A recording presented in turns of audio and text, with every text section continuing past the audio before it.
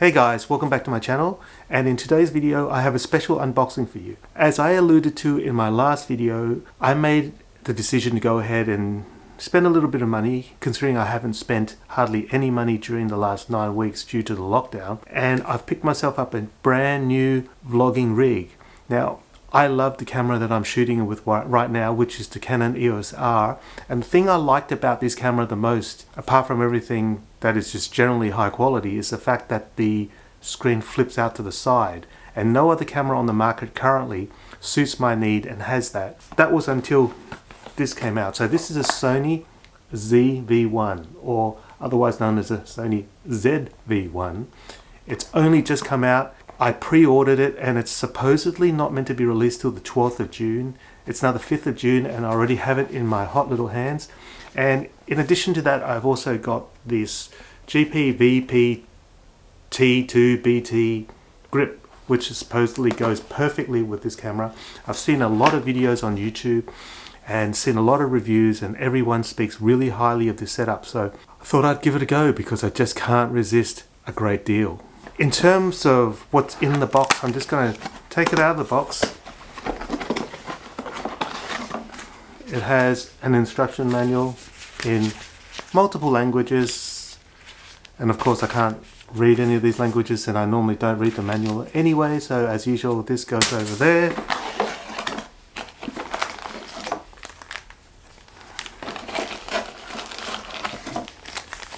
And here's the camera itself. So it's tiny. It's about, it's significantly smaller than the EOS R, and as you can see the screen flips out. So that's the camera body. It comes with a micro USB cable. It comes with a NP-BX1 battery. Now, it's a tiny battery, so you're not going to expect very good battery life out of this thing, and it's going to be important to buy new batteries, but luckily for me, I have an old Sony RX100 Mark III or 4 or something like that, and these batteries are the same, so I can use those batteries for this camera, and I have 2 of those, so hopefully that'll tide me over for the moment. And it comes with this thing. It's called a dead cat or a cattail microphone thingy.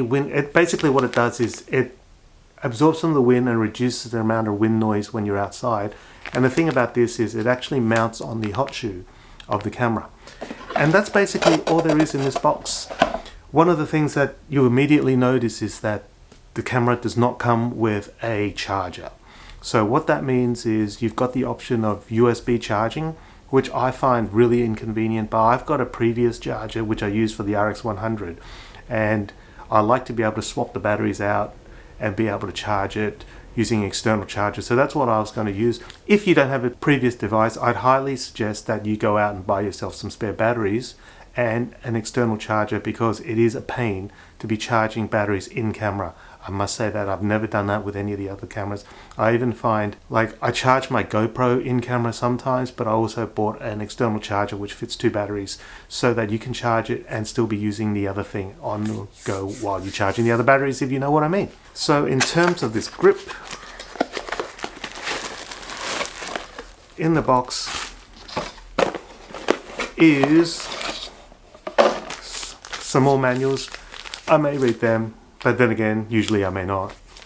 It comes with a case and a battery. So it's got one of those flat sort of CR2032 batteries. And this is a grippy thing. And obviously you attach that to the tripod mount at the bottom of the camera. And you can use this as a tripod.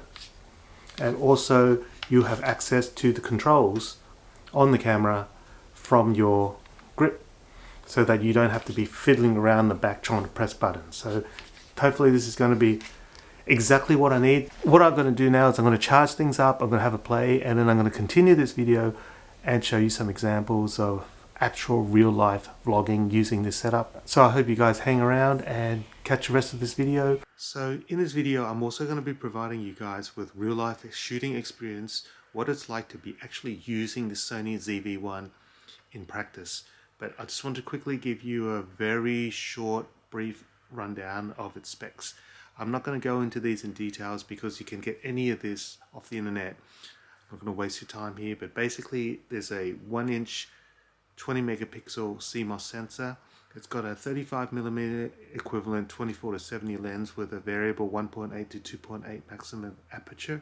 It has a built-in hot shoe. It's got a directional 3-capsule mic with an included dead cat, which helps break some of the wind noise, and hopefully that is actually an effective thing, and I will be testing that out. It's got a red record light which is adjacent to the lens, so you actually know that you're recording when you've got the lens pointed with you, because how many times have you taken a video only to find that you hadn't actually pressed the record button? This gets rid of that issue. One of the great features of this camera is it's got a side tilting LCD screen. Apart from the EOS R, which I have from Canon, this is one of the few cameras that suits my need and also has this LCD viewfinder, because if you have one that flips up, it gets obstructed by anything that's mounted on the hot shoe, like an external mic. And if it flips down, it gets obstructed by a tripod or a grip. So flipping out to the side is ideal. This camera also has an external mic port. It's got an ND filter. It's got eye autofocus. It's got face priority auto exposure. So it knows that you've got a subject in the front, and it will prioritize the exposure based on your face at risk of potentially blowing out the background. It's got product showcase, which I'll demonstrate as well, which is a great little feature, especially for vloggers. If you're demonstrating a product or an item and you hold it in front of the lens in front of your face, this camera is able to switch focus back and forth between this object and your face when you move it really quickly. So that's the power of this multiple point contrast AF and phase detection AF system that this camera has, and Sony is better than any other company in terms of creating great autofocus, especially eye autofocus. So I can look at the screen now, and I'll show you again on the other camera, is that this camera locks directly on to my right eye right at the moment. So wherever I move, it's tracking my eye, and you're not going to lose focus of the subject, which is really important, because in a lot of the other vlogging cameras, some of them have had issues where it won't track onto the subject, and every time you move, you go out of focus, and that's going to be really annoying. But that's not the case with this Sony ZV-1. Another feature of this camera is this thing called a one-button background defocus. So basically, it's like a bokeh thing. So you're widening up the aperture of the lens like you would in still photography. So instead of shooting at f10 where everything's sharp, you go down to f1.8 depending on the focal length, and you blur out the background, which causes more separation of the subject in the front. And you can see from the background, this is it with the features turned off. So you can see that the trampoline and everything behind me is quite sharp. I'm just about to turn on the defocus feature. So can you tell the difference between that and the previous? Now you're going to have to remember that the amount of blur is going to be dependent on the focal length that you're shooting at, and also the distance that your subject is from the background. But you can see clearly that it's much blurrier using the defocus mode, and that's going to help, as I said, to keep the subject much more prominent in the video. Now the next feature that I want to demonstrate on this camera is this thing called product showcase. So basically, in the past, when you are demonstrating an item and you're flipping back and forth between showing the item and showing your face, it takes the camera quite a little bit of time to readjust focus. But in this situation, what I'm going to do now is, right now it's focusing on my face. So this is an Apple TV remote. So I just want to show you the features of this Apple TV remote right here. And then back to my face. And you can see how quickly the focus shifts between my face and the TV remote, and that's one of the new awesome features of this camera as well. So another feature of this camera is on top there is a directional 3-capsule mic, and currently it's covered by the dead cat, which is something which absorbs the sound of the wind and reduces the wind noise of the video when you're outside. And I don't know, it's not very windy right now, but whether you can tell the difference between the video of a camera like this compared to, say, like on an iPhone or something like that, and I'm sure the audio on here is better. There's also a setting on this camera which prioritizes the exposure for your face. So when you're walking around and the sun goes into different directions and your face changes exposure, the camera exposure locks it on your face. It does do that at the expense of potentially blowing out the background, but it will never have it so that your face is completely in the shade and silhouetted, which happens to most cameras that don't have this particular feature. And another thing about this camera is I've currently got this mounted on the grip that I paid for $249, and my elbow is bent. I'm just hand holding using the grip, and this is at the wider setting, which is 9.4 millimeters, and you can see that there is plenty of background available. So it's not like in a lot of cameras where even with the thing held up, you've got a crop that's that tight, which allows you to have virtually nothing in the background, and you've got to have your arm all the way out here just so that you can fit a bit of background in. It seems like that this is an ideal focal length for vlogging. So guys, in this segment of the video, I'm going to demonstrate to you the capabilities of the active steady shot on this camera. So I am now walking, steady shot is off. So I'm going at just normal walking speed. I'm going up a hill, and you can tell how much bounce there is in this camera. I'm trying to hold it as steady as possible. Now I'm doing the same walk. Now this is standard steady shot. So this is me going up the same hill at the same speed. And finally, this is active steady shot. So whether you can see the difference between the three of these settings. Now, the thing to remember is that this camera is not going to be as good with image stabilization as the GoPro Hero 8, I believe, and it's certainly not going to be as good as having a dedicated gimbal, a 3-axis gimbal like a Ronin. But as long as the shots are reasonable, I think you've got to be happy with something of this small size. So I'm currently taking a little bit of shelter because it started to rain, and obviously this camera is not waterproof like the GoPro.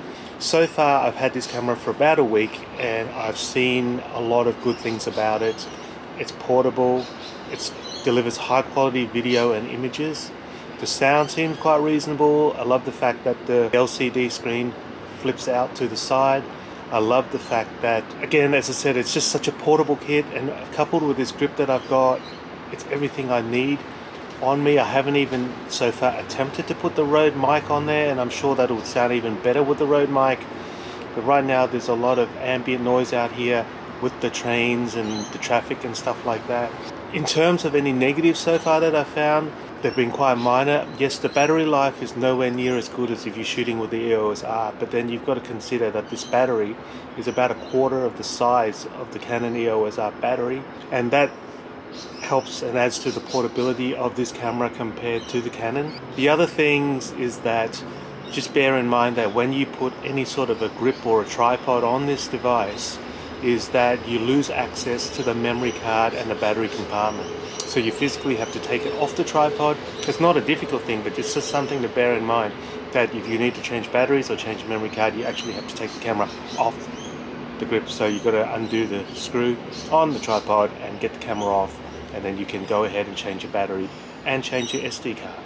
So just a quick video about this grip. Now this is $249, so this grip acts as a controller as well as a tripod. So you can mount your Sony ZV-1 onto here and use it as a stand, and also you can use it to help you grip the camera as you're walking along.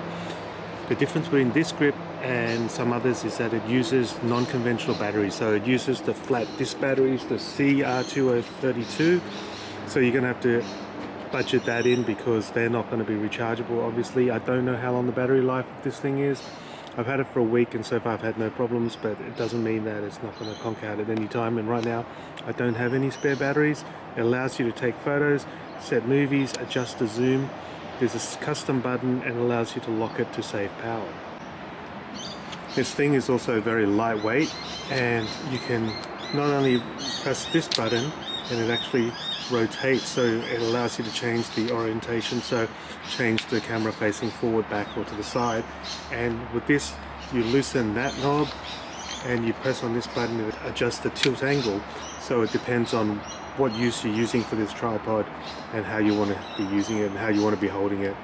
The other good thing about having the tripod is that it makes the camera easier to hold, in my opinion.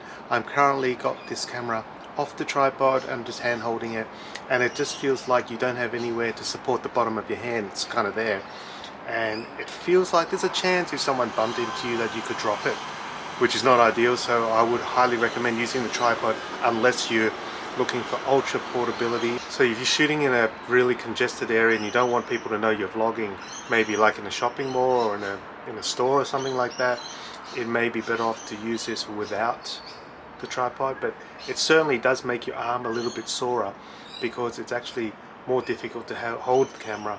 So thus far I'm pretty happy with the performance of this camera, and I think it is well worth the $12.99. But I don't know what the final price is going to be once the initial release period is over.